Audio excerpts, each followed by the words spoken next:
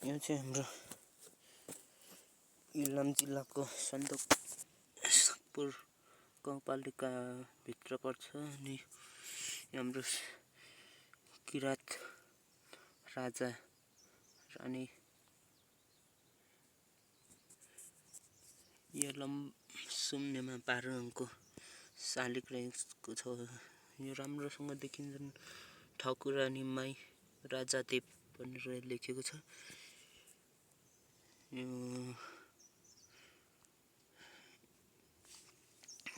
यहाँ वरिपरिको हाम्रो सबै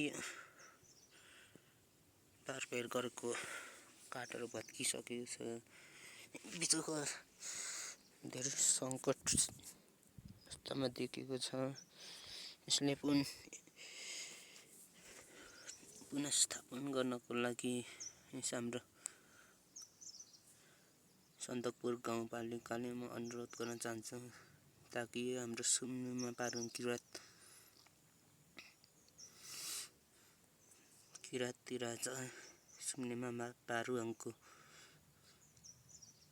सधैँभरि यस क्षेत्रलाई दीर्घकालीनसम्म राखिराख्नको लागि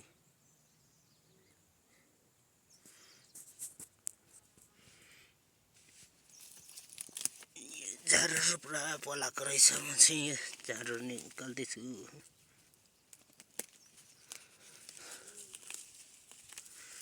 पुरा झारहरू उम्रिसकेको रहेछ।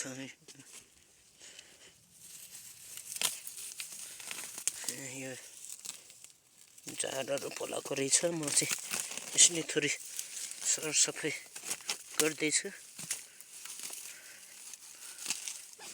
सुम्नेमा पारुङ हाम्रो नेपालको एकीकरण नभन्दा अगाडिदेखि नै हाम्रो किराती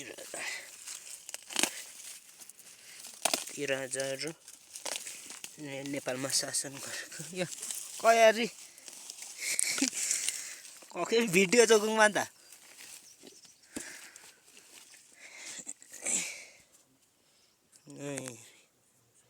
सुम्नेमा पारुङको शालिग